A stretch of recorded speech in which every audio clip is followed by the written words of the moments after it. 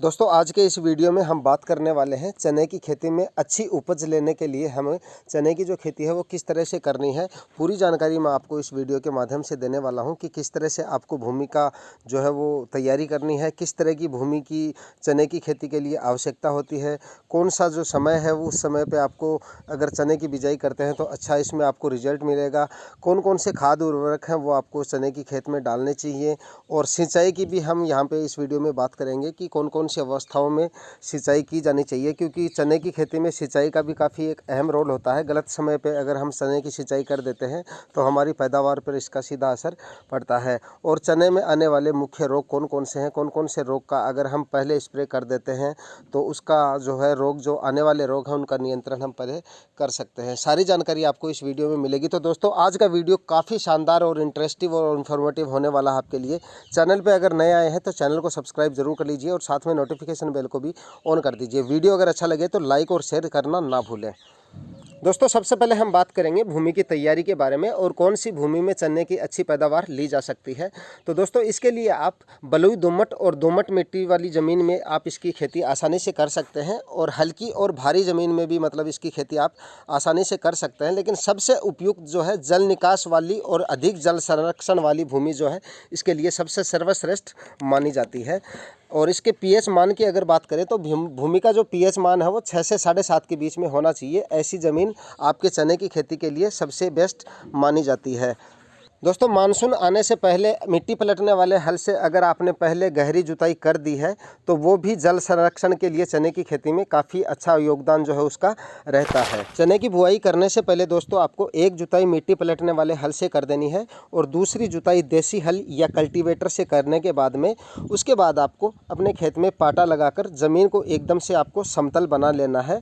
और आगे बात करते हैं चने की खेती के लिए सही समय के बारे में। दोस्तों अगर आप चने की खेती करते हैं और चने का अच्छा उत्पादन अगर आपको लेना है तो चने की बुआई का जो सही समय होता है उस पे अगर आप बुआई करते हैं तो आपका उत्पादन जो है वो काफ़ी आपको अच्छा मिल सकता है। तो इसके लिए आप चने की बुआई जो है 10 अक्टूबर से लेकर 5 नवंबर के बीच में आपको चने की बुआई कर देनी है। दोस्तों अब बात करते हैं चने की खेती के लिए खाद उर्वरकों के बारे में। तो वैसे तो चने की खेती में खाद उर्वरकों की काफ़ी कम मात्रा में ज़रूरत होती है, लेकिन फिर भी अगर आप आवश्यकता अनुसार खाद उर्वरक उचित मात्रा में डालते हैं तो आपको अच्छी पैदावार इसके लिए मिल सकती है। तो इसके लिए आप अच्छी पैदावार के लिए आप 20 से 25 टन सड़ी हुई गोबर की खाद खेत की तैयारी करते समय खेत में मिला देवें।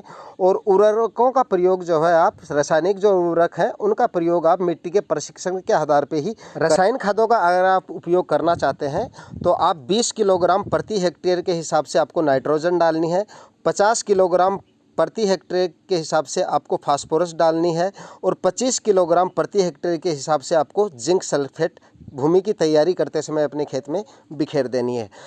दोस्तों अब बात करते हैं सबसे इम्पोर्टेंट टॉपिक के बारे में, और वो है बीजोपचार। चने की खेती अगर आप करते हैं तो बीज उपचार आपको अवश्य कर लेना है, क्योंकि चने की खेती की बुआई के तुरंत बाद चने में उकटा रोग यानी चने पीले होकर निकल जाते हैं। इस तरह के जो केस होते हैं वो काफ़ी मात्रा में देखे जाते हैं और काफ़ी जो फसलें हैं वो ख़राब हो जाती हैं। उगते समय काफ़ी चने मतलब निकल जाते हैं। तो इसके लिए आप बुआई से पूर्व फफूंदनाशक विटामैक्स पावर, कैप्टान, थायरम या प्रोवेक्स में से कोई एक दवा 3 ग्राम दवा प्रति किलो बीज की दर से उपचारित करें। और इसके बाद आप 1 किलो बीज में राइजोबियम कल्चर तथा ट्राइकोडर्मा विरिडी 5.5 ग्राम मिलाकर उपचारित करें। दोस्तों अब बात करते हैं बीज की मात्रा के बारे में कि आपको चने की खेती में बीज की जो मात्रा है वो आपको कितनी रखनी है। तो इसके लिए आप सामान्य दानों वाला चना जो होता है वो आप 70 से 80 किलोग्राम प्रति हेक्टेयर के हिसाब से रख सकते हैं, और जो मोटे दाने का जो चना होता है वो आप 80 से 100 किलोग्राम प्रति हेक्टेयर के हिसाब से रख सकते हैं। और अगर आप काबली चने की बुआई कर रहे हैं यानी सबसे मोटे चने की बिजाई कर रहे हैं तो वो आप 100 से 120 किलोग्राम प्रति हेक्टेयर के हिसाब से बीज की मात्रा रख सकते हैं। दोस्तों अब बात करते हैं चने की खेती में सिंचाई व्यवस्थाओं के ऊपर।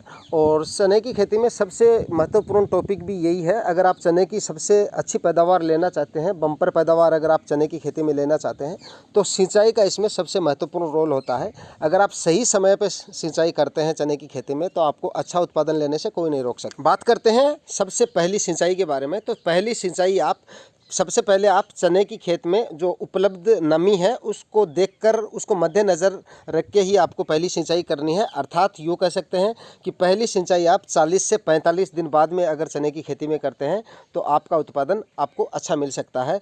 और दूसरे जो सिंचाई है उसकी अगर यहाँ पे हम बात करें तो दूसरी सिंचाई आप आधे फलों में दाना बनना अगर शुरू हो जाता है उसके बाद आप दूसरी सिंचाई यानी कि 70 से 75 दिन बाद में, बुआई के 70 से 75 दिन बाद में अगर आप दूसरी सिंचाई करते हैं तो आपकी जो चने की फसल है वो काफ़ी आपको इसमें अच्छा उत्पादन मिल सकता है। दोस्तों अब बात करते हैं चने की फसल में लगने वाले मुख्य रोग और उनके नियंत्रण के बारे में। तो सबसे पहले हम बात करेंगे शुरुआती अवस्थाओं में आने वाले रोगों के बारे में। दोस्तों शुरुआती अवस्थाओं में जो चने की फसल है उसमें मुख्यतः रोग आते हैं, रस चूसक कीटों का प्रकोप होता है। तो रस चूसक कीटों के प्रकोप के लिए आप उनको रोकने के लिए आप थाइमाथोक्सम 25% WG 5 ग्राम प्रति टैंक के हिसाब से काम में ले सकते हैं। और दूसरा आप यहाँ पे एमिडाक्लोप्रिड 75% काम में ले सकते हैं। उसका डोज भी आपको 5 ग्राम प्रति टैंक के हिसाब से ही रखना है। दोस्तों आगे बात करते हैं चने की फसल में सबसे ज़्यादा लगने वाले और सबसे ज़्यादा नुकसान पहुंचाने वाले रोग सुंडी के बारे में या हरी लट के बारे में।